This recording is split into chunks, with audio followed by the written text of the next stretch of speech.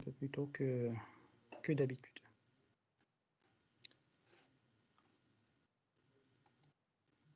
Je partage mon écran. Donc j'avais déposé sur Moodle les diapos du cours. Il reste encore une dernière partie que je vais déposer donc prochainement. Donc c'est la partie qui va venir après celle qu'on va voir aujourd'hui. Sinon, il y a aussi les TD. Donc les sujets des TD ont déjà été déposés sur Moodle. Les TD vont commencer, je crois, la semaine prochaine. Donc ce sera Alexis Godard, donc c'est un ATER, attaché temporaire d'enseignement et de recherche, qui va faire avec vous ces TD.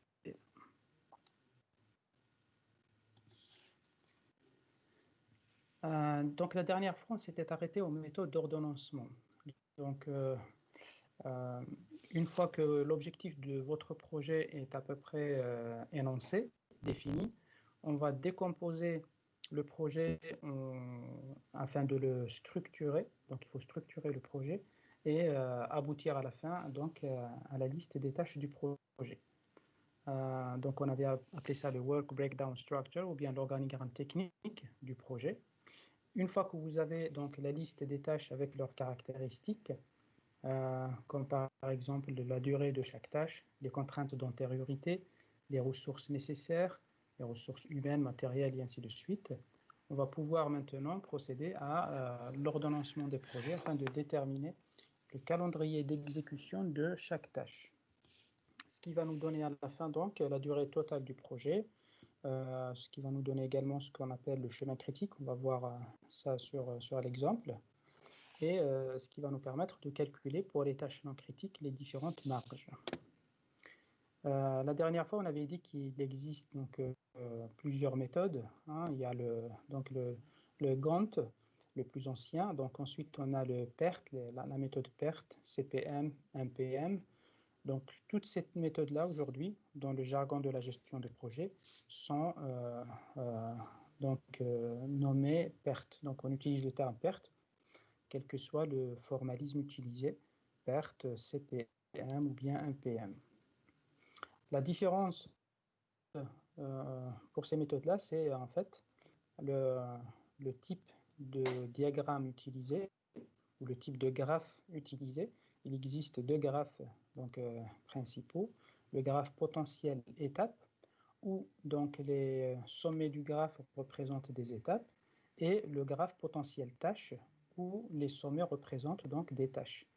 Le deuxième, donc le potentiel tâche, c'est celui qui est utilisé aujourd'hui dans la plupart des logiciels de gestion de projet. Enfin, la plupart, dans tous les logiciels de gestion de projet, parce que c'est ce diagramme-là qui permet d'aboutir à ce qu'on appelle le Gantt fléché. Donc sur MS Project, par exemple, quand vous créez un projet, vous avez le diagramme de Gantt et il est fléché, c'est-à-dire vous avez des flèches entre les tâches qui matérialisent ou qui montrent les contraintes d'antériorité. Voilà, donc on va appliquer la démarche sur un exemple. Et la dernière fois, on avait dit, lorsqu'on va tracer le graphe, il est important d'avoir les flèches qui vont toutes dans le même sens. Et donc, on avait montré une méthode, justement, qui va permettre d'obtenir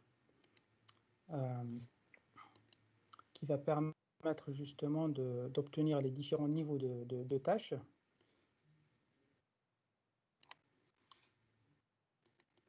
Je vais l'agrandir ici.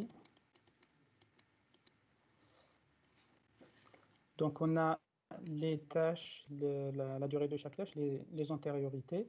Et donc, à chaque niveau, on va donc identifier les tâches qui n'ont pas d'antériorité. Donc, pour le tout premier niveau, ce sont les tâches. Donc, les tâches qui n'ont pas d'antériorité, c'est A, B et D.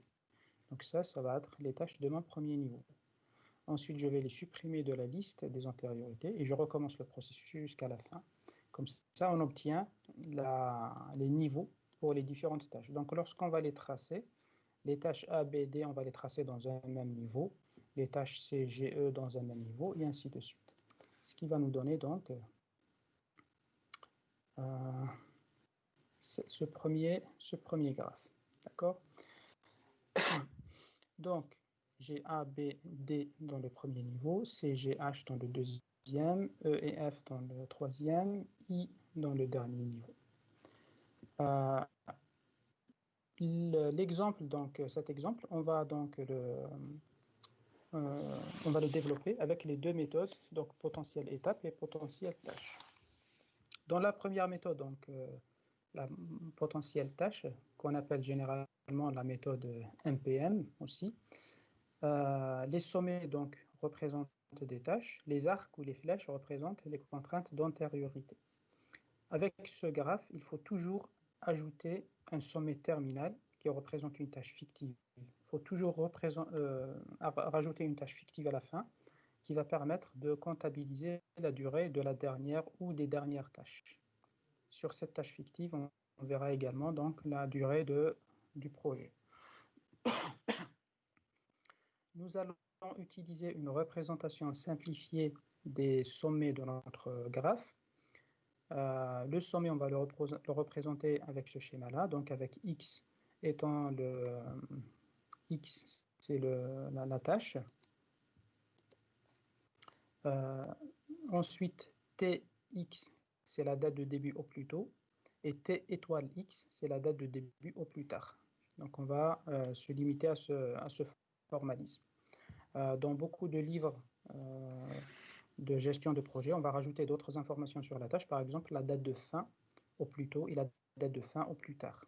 En fait, la date de fin, c'est tout simplement la date de début plus la durée de la tâche. La date de fin au plus tard, c'est la date de début au plus tard plus la durée de la tâche.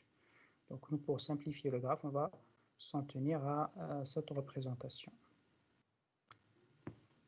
Donc, une fois que les niveaux ont été identifiés par cette méthode-là, donc je vais tracer mes tâches, je vais tracer les flèches qui représentent les contraintes d'antériorité. Par exemple, la tâche C a la antériorité A et B. Donc là, j'ai les deux flèches A et B qui viennent sur C. La tâche G, elle, la tâche G a la antériorité uniquement A. Et ainsi de suite. Après cela, nous allons noter sur chacune des flèches la durée de la tâche de départ. Donc là, sur cette flèche-là, le départ c'est A, donc je vais mettre la durée de la tâche A, ici et là. D'accord? La tâche C, elle dure 6 unités de temps, donc je vais mettre C, 6, et ainsi de suite. Et là, nous allons maintenant pouvoir commencer à calculer les dates de début pour toutes les tâches, les dates de début au plus tôt et les dates de début au plus tard. Alors, vous l'avez sur le graphe ici. Je vais le faire sur Excel, au moins que vous voyez comment on calcule exactement donc, pour toutes les tâches. Donc, je vais reprendre le graphe ici. Allez, je vais l'agrandir.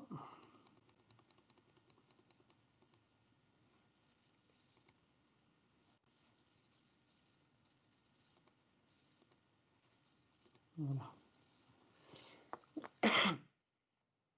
Donc, les premières tâches du projet, donc ici j'ai la tâche...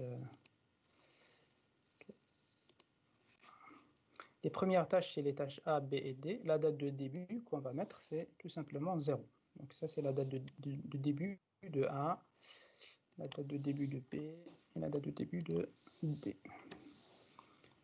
Quand on travaille sur MS Project, par exemple, la date de début, ça va être la date de début du projet. Si le projet commence le 4 janvier 2021, donc ce sera 4 janvier 2021. Ici, donc, on est en relatif, donc on dit c'est 0. Ensuite, on procède donc au calcul des dates de début au plus tôt, depuis les premières tâches jusqu'à la tâche de fin. Ensuite, pour les dates de début au plus tard, on va commencer de la fin et on remonte le graphe jusqu'au début. Donc là, on progresse. Pour calculer la date de début au plus tôt donc d'une tâche, il faut que les dates de début au plus tôt de ses prédécesseurs soient déjà connues, soient déjà calculées. Donc là, pour les premières, c'est 0. Si j'arrive sur C, par exemple, ou sur G, allez, disons G, donc la date de début au plus tôt pour G, ça va être 0 plus 5, plus la durée de la tâche A, 0 plus 5, ça fait donc 5. Si je prends maintenant la tâche C, La tâche C, elle a deux prédécesseurs, donc A et B. Donc c'est soit 0 plus 5, soit 0 plus 4. Et donc là, on va prendre le maximum. D'accord? Parce que pour que C commence, il faut que les deux tâches soient terminées. Si je prends la durée la plus petite, c'est par exemple 4, 0 plus 4, si je commence à 4 ici, ben, je ne peux pas parce que la tâche A va se terminer à 5. Et donc, elle n'est pas encore terminée. Donc, C ne peut pas commencer. Du coup, lorsqu'on va calculer la date de début au plus tôt d'une tâche, il faut que toutes les tâches prédécesseurs soient terminées. Donc, on prendra toujours la valeur la plus grande si j'ai le choix entre plusieurs valeurs. Donc là, on a le choix entre 0 plus 5 et 0 plus 4. Donc, on va prendre 5. Pour la tâche H, ça va être la même chose. C'est 0 plus 4 ou 0 plus 10. Donc, on prend le maximum, c'est 10. Pour la tâche F, donc là, il n'y a qu'un seul prédécesseur, donc ça va être 5 plus 6, ça fait 11. Pour la tâche E, j'ai deux possibilités, 5 plus 6, ça fait 11, ou alors 10 plus 10, ça fait 20, donc on prend le maximum, c'est 20. Pour la tâche I, donc c'est 20 plus 10, ça fait 30, ou 11 plus 22, ça fait 33. Donc on prend le maximum, 33. Et pour la dernière tâche, 33 plus 7, ça fait 40. Regardez sur les différentes flèches, les durées de toutes les tâches sont bien représentées. La durée de A, c'est 5, la durée de B, c'est 4, la durée de G, c'est 6, la durée de F, c'est 22. Si je ne rajoute pas une tâche fictive à la fin, je ne vais pas comptabiliser la durée de la tâche I. D'accord? Donc c'est pour cela qu'on rajoute toujours une tâche ici là à la fin. C'est une tâche fictive qui représente la fin du projet, hein, qui va permettre de comptabiliser la durée de la dernière ou des dernières tâches du projet. Alors pour ce projet, j'ai qu'une seule dernière tâche, c'est la tâche I. Mais en fait, j'aurais pu avoir deux tâches, hein, donc, ou trois, plusieurs tâches donc, qui terminent le projet. Et donc, toutes les tâches-là, s'il y en avait plusieurs, il faut les relier donc, à la fin, à la date, à la tâche de fin, la tâche fictive de fin du projet.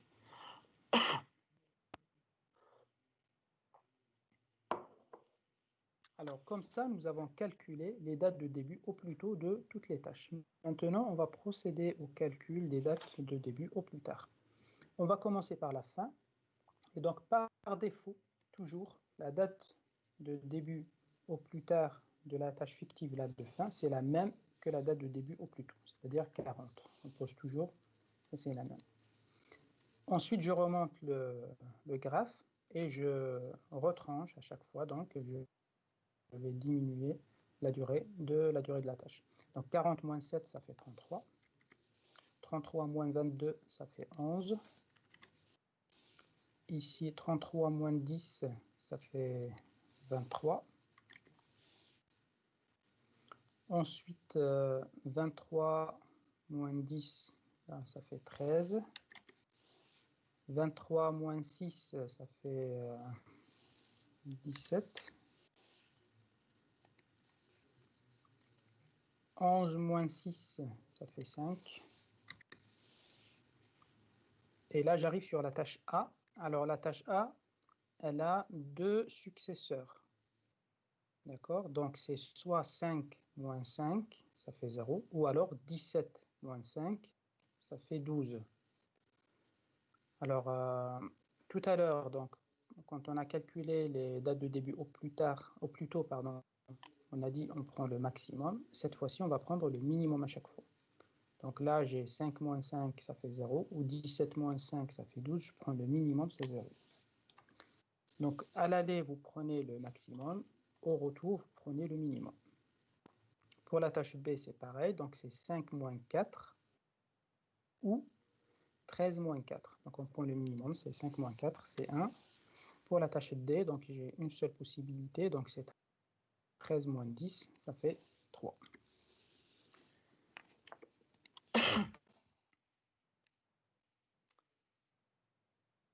Est-ce que c'est clair pour tout le monde jusqu'à présent? Est-ce qu'il y a des questions avant de poursuivre?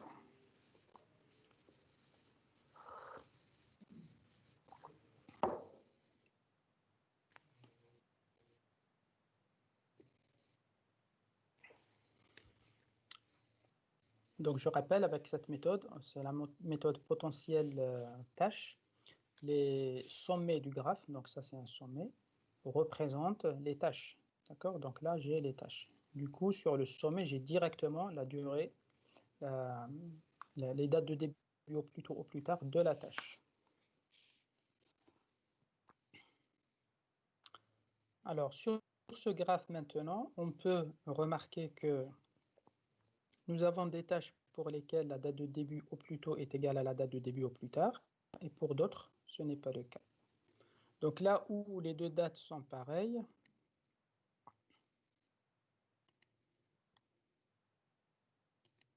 donc ça va être ça va être nos tâches critiques.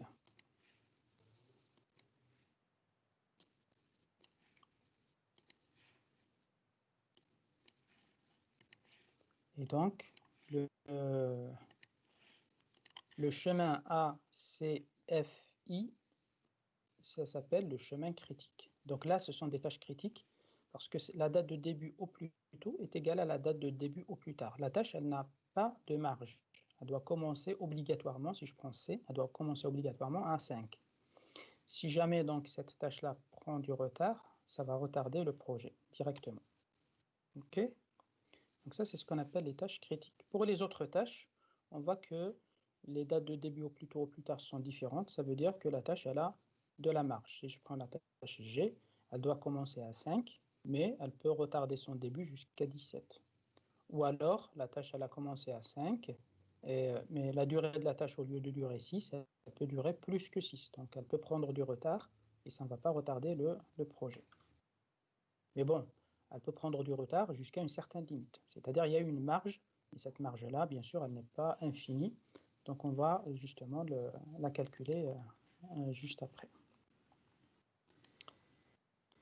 Alors sur les diapos, je vous ai mis donc ça c'est le graphe initial. Ensuite on a les dates de début au plus tôt, avec des petites formules simples. Hein, ce n'est pas vraiment des formules mathématiques abouties, comme on dit, mais elles permettent de, lorsque vous allez réviser, de savoir comment on calcule. Donc, alors, je reprends le formalisme de tout à l'heure. Tx, c'est la date de début au plus tôt. T étoile, x, c'est la date de début au plus tard. Donc, lorsqu'il y a étoile, c'est au plus tard. Donc, pour les dates de début au plus tôt, Tx, pour chaque tâche, n'importe laquelle, c'est le max de Ty plus Lxy. Les y étant les précédents de x, les prédécesseurs de x. Donc si je prends C par exemple, TC, ça va être le maximum entre TA et TB. TA plus la longueur entre x et y, c'est-à-dire la durée de A. TB plus LBC, donc c'est la date de début au plus tôt de B, plus la longueur entre B et C, c'est la durée de la tâche P. Même chose pour les dates de début au plus tard, donc c'est les T étoiles. Donc T étoile Z pour la tâche de fin, ici là, est égal à TZ pour le sommet terminal, la tâche fictive de fin. Et ensuite, pour les autres, ça va être le minimum de TY moins LXY, Y étant les successeurs de X, ou les tâches suivantes de X. Donc on vient de dire que les tâches critiques pour cet exemple, c'est les tâches A, C, F et I. Les autres, c'est les tâches non critiques. Ça veut dire que ce sont des tâches qui ont des marges. Alors comment je calcule ces marges-là? D'abord, on a ce qu'on appelle la marge totale. C'est le retard maximum acceptable pour une tâche sans remettre en cause la durée totale du projet. C'est tout simplement la différence entre la date de début au plus tard et la date de début au plus tôt de la tâche. Donc si je reprends mon exemple sur Excel, donc la marge de la tâche B, c'est tout simplement 1 moins 0. C'est la date de début au plus tard moins la date de début au plus tôt. OK, pour la tâche H, c'est 13 moins 10. Pour la tâche F, c'est 11 moins 11, c'est 0, et ainsi de suite. La marge libre, c'est le retard acceptable pour une tâche sans retarder le projet. Donc si je prends la tâche H, 13 moins 10, ça fait 3. Donc la tâche H, elle peut prendre 3 jours de retard sans retarder le projet. Donc supposons que la tâche H, elle va durer 13 au lieu de 10. D'accord, sa durée, donc elle prend 3 jours de retard. Donc elle va commencer à 10 et elle va durer 13. Donc 10 plus 13, ça fait 23. Donc la tâche E, elle va commencer à 23. D'accord, 23 plus 10, la tâche E, elle dure 10. 23 plus 10, ça fait 33. Donc la tâche I, de toute façon, elle doit commencer à 33. 33 plus 7, ça fait 40. Donc il n'y a pas de retard au niveau du projet. Vous voyez, donc même si la tâche H prend 3 jours de retard, ça ne va pas retarder le projet. Donc ça, c'est ce qu'on appelle la marge totale. D'accord?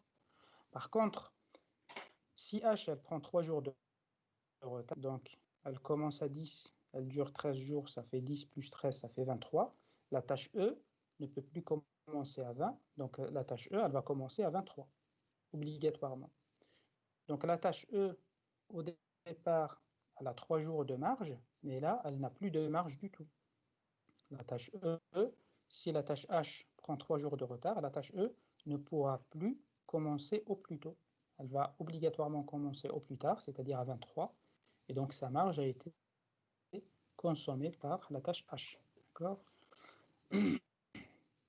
Donc la marge totale, elle permet de ne pas retarder le projet, mais si elle est utilisée entièrement, elle peut entraîner donc la consommation ou l'obligation pour les tâches successeurs de commencer au plus tard, au plus tôt.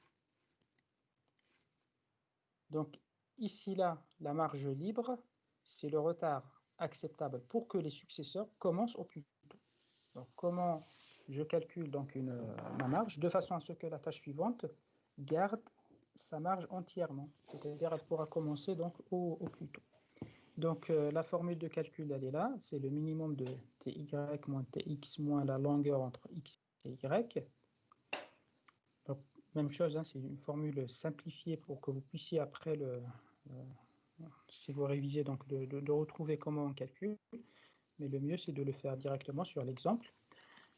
Supposons que là, je vais calculer la marge libre de la tâche H. Donc, elle se calcule avec les successeurs, d'accord? Donc, la marge libre de X se calcule avec les successeurs. Donc, les Y, c'est les suivants de X, donc c'est les successeurs de X.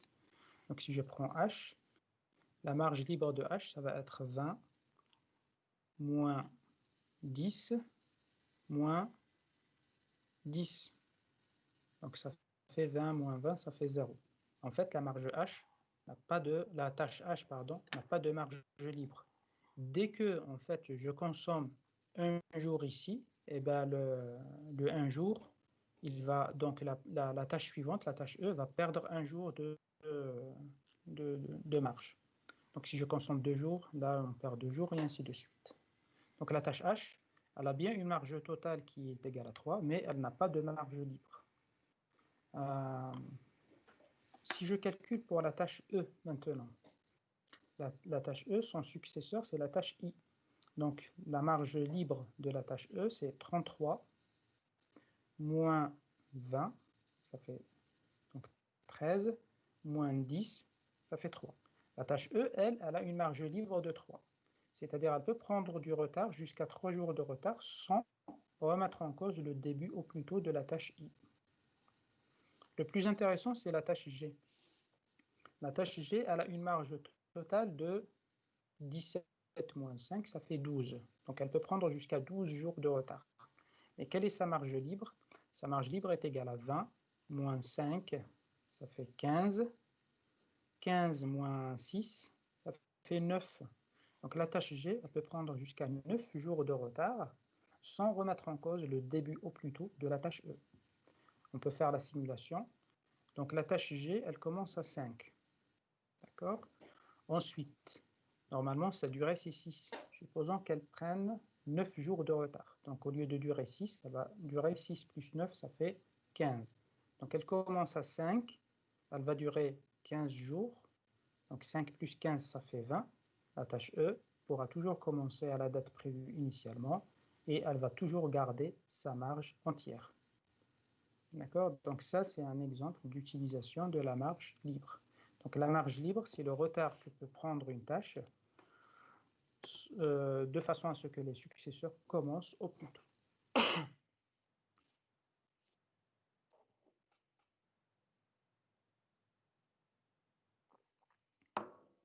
OK.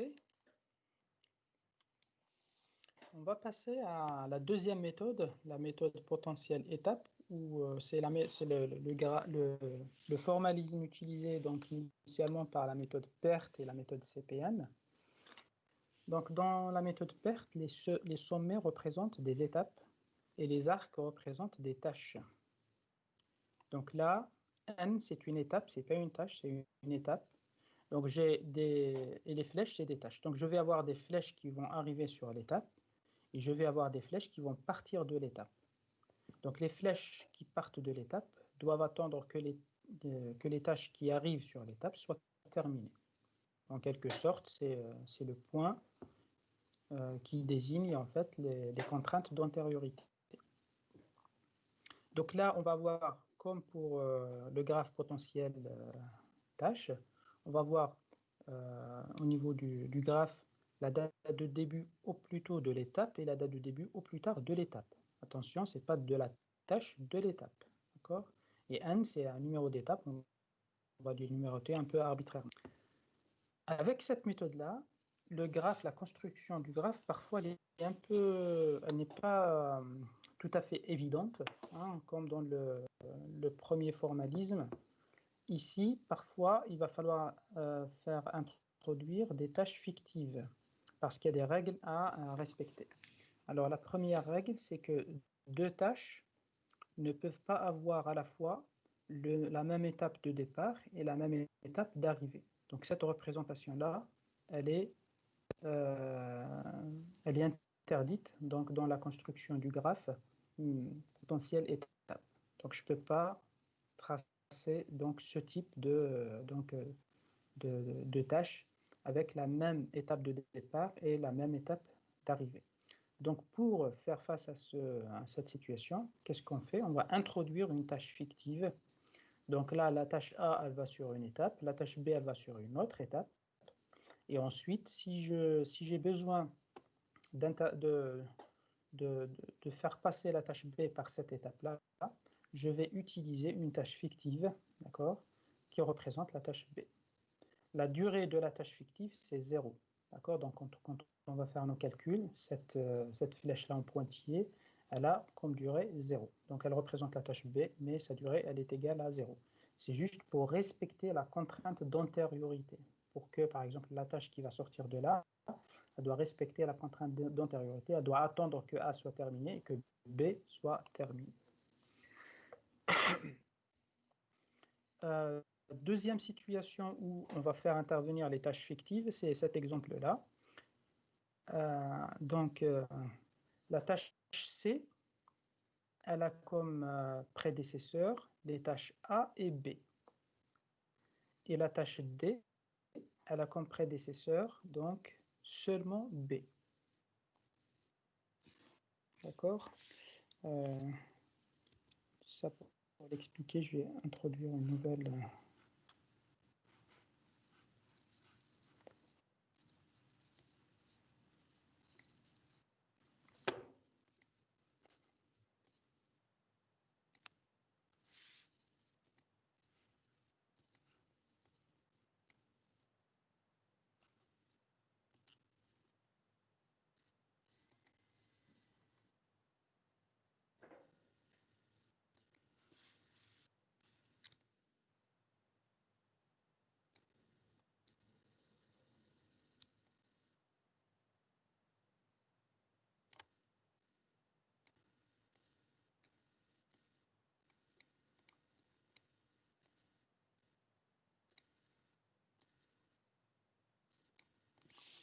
Alors, si je fais ça, et en disant que là, si j'ai la tâche A,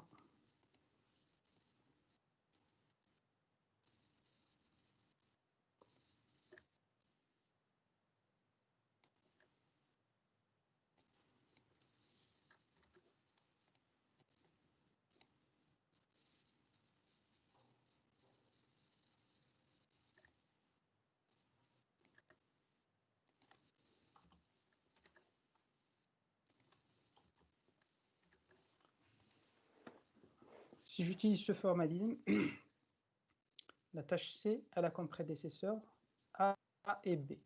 La tâche D a la comme prédécesseur également A et B. D'accord? Si maintenant l'une des deux tâches, c'est l'exemple que nous avons ici, la tâche D a la comme prédécesseur uniquement B. D a uniquement B comme prédécesseur. Qu'est-ce que je fais dans ce cas-là? Parce que si je laisse comme ça, D a la comme prédécesseur également A, alors que c'est faux. Hein, D n'a pas comme prédécesseur A. Qu'est-ce que je fais dans ce cas-là? J'introduis donc une tâche fictive. Donc là, je vais utiliser deux étapes. La première étape, donc, pour la première étape, j'ai en entrée B et en sortie D. Donc là, D, il a uniquement comme prédécesseur B. Et pour la deuxième étape, j'ai en sortie, c'est C. C, il a deux prédécesseurs, c'est A et B. Donc le A, il est représenté ici, là, en très plein. Et puis la tâche B, on va la représenter par une tâche fictive. D'accord? Donc avec ce formalisme, parfois, quand on va tracer le graphe, hein, parfois la solution n'est pas évidente du premier coup. Donc il faut faire un peu de gymnastique avant de tracer le graphe. Et on peut, dans certaines situations, on peut trouver des solutions différentes. Pour le même projet, on peut avoir des graphes légèrement différents. Ici, c'est le graphe donc, pour notre exemple de tout à l'heure. C'est exactement le même exemple. Et donc, on arrive à la même durée au total, hein, c'est 40. Sauf que là, il faut faire attention. Les flèches représentent des tâches. Donc, j'ai une seule flèche par tâche, sauf bien sûr quand on a des tâches fictives. Et ensuite, vous avez les étapes qui vont être numérotées. Ben, la numérotation des étapes se fait un peu de façon arbitraire. Donc, je les fais comme ça dans l'ordre 1, 2, 3, 4, 5, 6, 7, 8. Les étapes, la numérotation des étapes n'a aucune influence sur les différents calculs que l'on va effectuer sur les étapes et les tâches. Donc, attention, les dates de début au plus tôt, au plus tard, quand on va les calculer, c'est la même méthode que tout à l'heure, c'est-à-dire j'ai 0 plus 5, ça fait 5. 0 plus... ici, là, nous avons une tâche... pour cette tâche-là, j'ai deux tâches qui arrivent dessus. Donc, c'est 0 plus 4 ou 5 plus 0. La durée de la tâche fictive, comme j'ai dit, hein, c'est 0. Donc là, on prend le maximum, c'est 5. D'accord? Ensuite, là, c'est 5 plus 0 ou alors 0 plus 10. Donc, c'est 10 et ainsi de suite. Une fois que ce calcul est terminé, il va falloir ensuite aller chercher les dates de début au plus tôt, au plus tard, des tâches. Donc, pour les dates de début au plus tôt, donc pour les étapes, c'est exactement la même façon que pour les tâches. Hein, j'ai remis là les formules de tout à l'heure, sauf que là, pour distinguer les étapes et les tâches, tout à l'heure pour les tâches, donc on utilise, on désigne la durée par une majuscule, T majuscule, et les X, Y, Z, ça c'est les tâches. Ici, là, j'ai utilisé TN, T en minuscule, et puis NM pour désigner donc les tâches et les prédécesseurs ou les successeurs. Donc la date de début au plus tôt d'une tâche, Tx, elle est égale à Tn, si la tâche X est issue de l'étape N. Donc là, bon, pour la date de début au plus tôt, c'est simple. La tâche G, elle est issue de cette étape-là. Donc sa date de début au plus tôt, c'est 5. La tâche C, c'est 5. La tâche F, c'est 11, et ainsi de suite.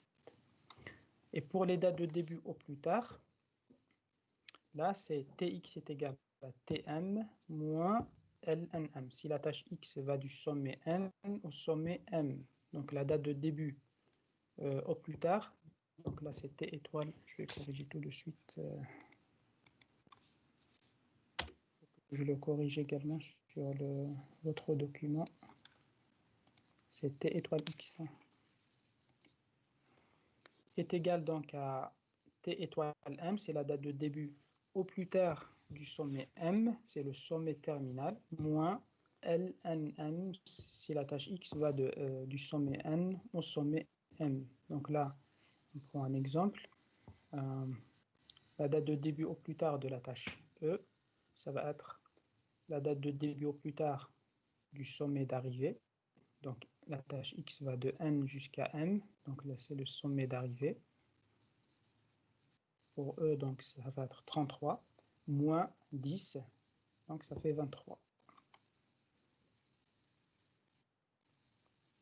Ensuite, pour le calcul des marges, donc la marge totale, c'est toujours la date de début au plus tard moins la date de début au plus tôt. Et la marge libre, c'est la date de début au plus tôt du sommet d'arrivée moins la date de début au plus tôt du sommet de départ moins la longueur entre les deux étapes.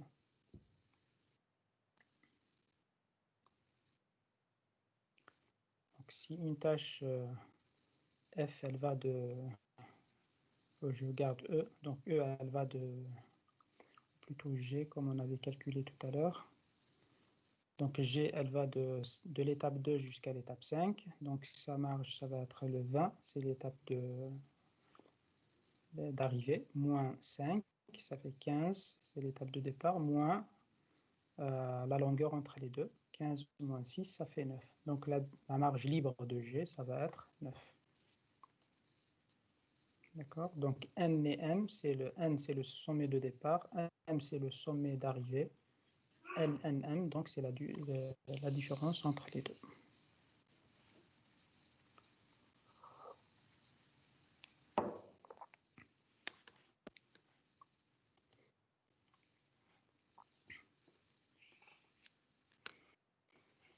Ok, donc une fois que toutes les dates de début au plus tôt, au plus tard de toutes les tâches calculées, les marges sont calculées, on peut tracer le diagramme de Gantt du projet. Ici, là, c'est ce que j'ai appelé tout à l'heure le Gantt fléché.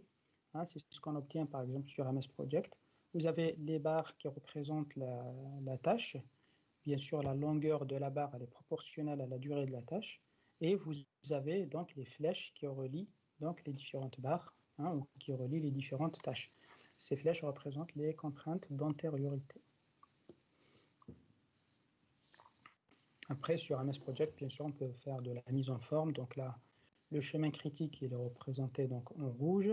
On peut éventuellement, sur le diagramme de Gantt, pour les tâches non critiques, représenter les marges sous forme d'une barre à la fin de la tâche pour indiquer la marge de la tâche, donc la marge libre et la marge totale.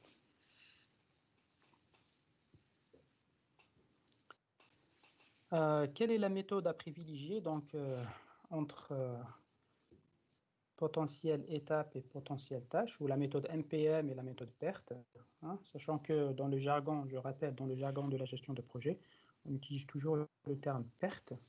Alors, quelle est la méthode à privilégier? Il faut savoir qu'aujourd'hui, sur les logiciels de gestion de projet, tous les logiciels de gestion de projet, c'est la méthode MPM qui est utilisée, ou la méthode potentiel tâche qui est utilisée. Hein.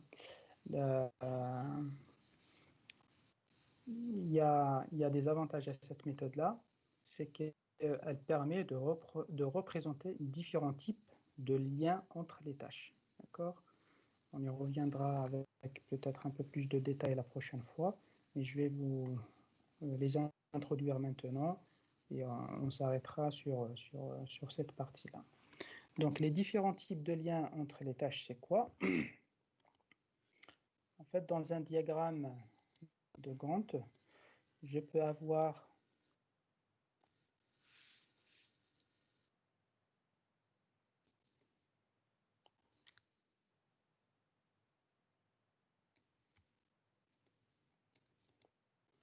le lien classique, c'est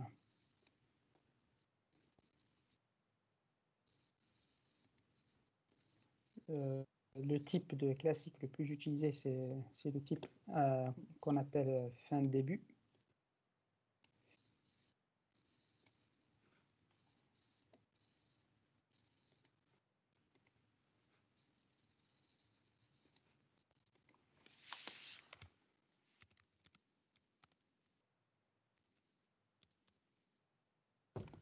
Donc là, j'ai deux tâches, la tâche A et la tâche B, par exemple.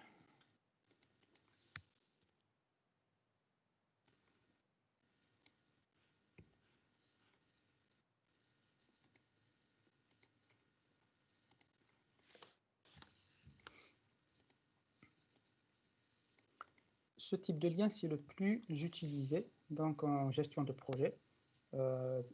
Plus de 80% des liens entre les tâches dans les projets sont du type fin-début. Quand c'est du type fin-début, on n'est pas obligé de l'indiquer explicitement.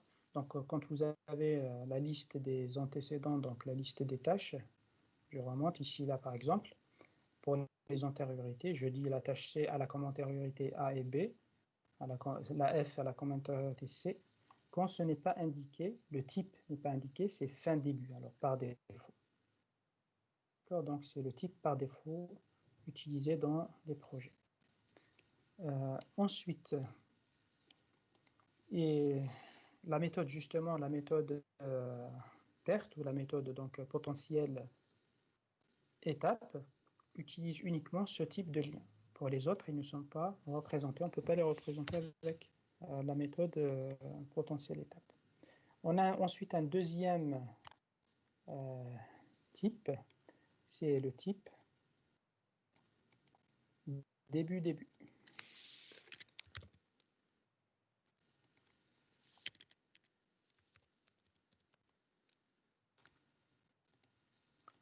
Donc ici, là, la tâche la tâche A, lorsqu'elle commence, la tâche B commence également. Donc les deux tâches commencent en même temps.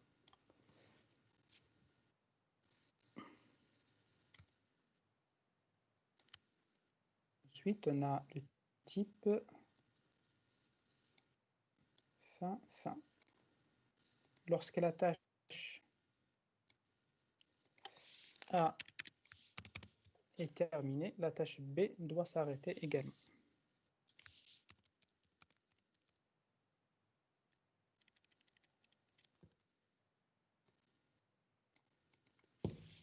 Okay, donc là, la tâche, supposons que la tâche B, c'est la tâche de suivi de projet. D'accord? Donc j'ai un gros projet. Je dois donc, j'ai une tâche qui s'appelle suivi de projet qui permet justement de récolter les informations sur le suivi, de calculer les indicateurs de suivi, et ainsi de suite. Et bien, lorsque la dernière tâche du projet est terminée, le suivi doit s'arrêter également. Donc là, j'ai la tâche fin qui s'arrête à la fin. Ou alors, par exemple, supposons qu'en fabrication, je fabrique des pièces et je dois contrôler. Donc j'ai une tâche qui s'appelle contrôle. Donc le contrôle s'arrêtera lorsque la fabrication sera terminée. Le dernier type, donc c'est le type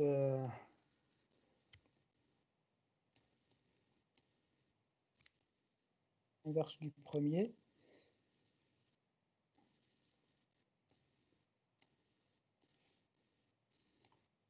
Que j'avais effacé tout à l'heure.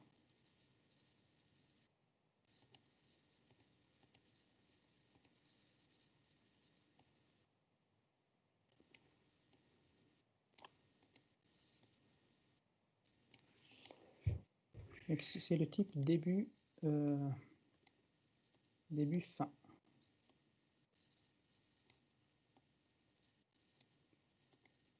Voilà.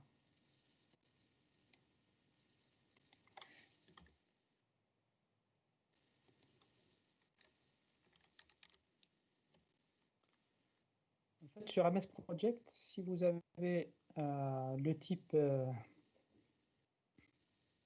si vous avez le type fin-début, mais que vous inversez juste les lignes des tâches,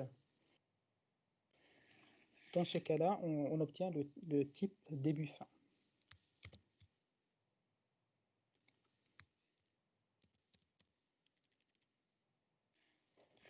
En gros, sur MS Project, supposons que j'ai la première ligne, c'est la tâche A, la deuxième, c'est B, et puis j'ai cette contrainte d'antériorité. Si j'inverse les deux tâches, ben, ça devient, le type, il devient donc début-fin. Mais en réalité, je peux avoir des situations où ce n'est pas juste une question d'inversion, mais c'est une question pratique, c'est-à-dire j'ai une tâche qui a commencé dans le passé, elle s'arrêtera lorsque j'ai une autre tâche qui va commencer. Lorsque j'ai une tâche là qui va commencer, ben, la première va s'arrêter pour... donc supposons que ça c'est une tâche qui va prendre le relais dans le projet d'une certaine activité. Dès qu'elle a commencé, ben, l'autre elle va s'arrêter. Donc là on a le type début, fin. Ensuite, avec tous les quatre types là, avec les quatre types, on peut rajouter soit une avance, soit un retard. Donc, je peux par exemple décaler, supposons que je suis sur ce type-là, début-fin.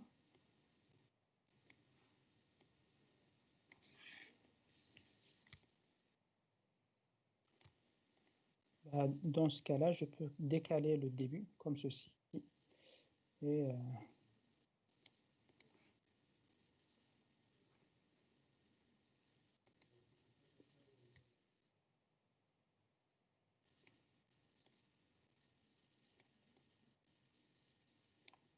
voilà. Donc là, j'ai le type de lien devient ici là, par exemple, fin début plus, par exemple, plus 2 jours. Donc là, l'écart, on peut l'exprimer en nombre de jours et on peut l'exprimer en pourcentage de la durée de la première tâche. Par exemple, je dis fin début plus 50%. Si la tâche A, elle dure 4 jours, donc 50% c'est 2 jours, donc c'est pareil. Et on peut avoir également, donc je peux avoir un décalage positif, mais je peux avoir un décalage négatif. Donc là, on peut avoir quelque chose comme ça.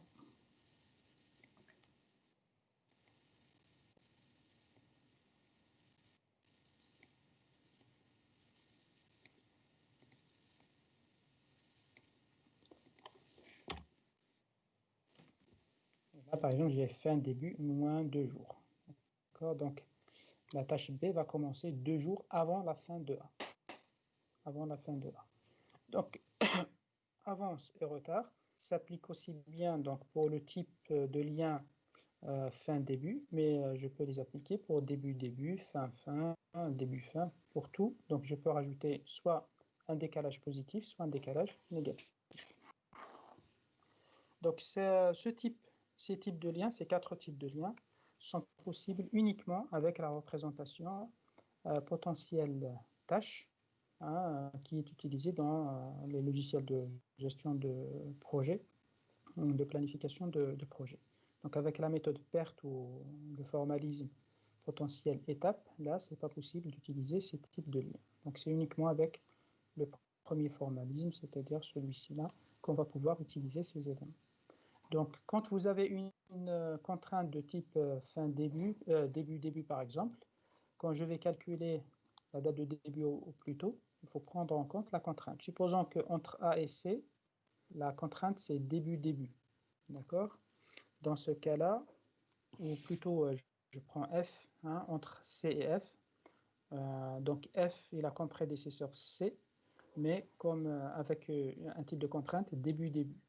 Donc là, le début de F est égal au début de C. Donc quand je vais calculer la date de début au plus tôt de F, ça va être 5, tout simplement. C'est la date de début, c'est la même date de début de C. Supposons que le type de lien, c'est DD moins 2. Donc c'est début moins 2 jours. Donc F va commencer à 5 moins 2, ça veut dire 3. Et là, on mettra 3. Si c'était début plus 5, eh bien, je vais mettre 5 plus 5, ça fait 10. Et ainsi de suite. Donc là, quand vous avez un type de lien qui est différent du type donc, fin-début, le type classique, fin-début, eh bien, il faut utiliser forcément la contrainte, c'est-à-dire le type de lien qui a été spécifié pour calculer les dates de début au plus tôt, au plus tard, ou les dates de fin. OK.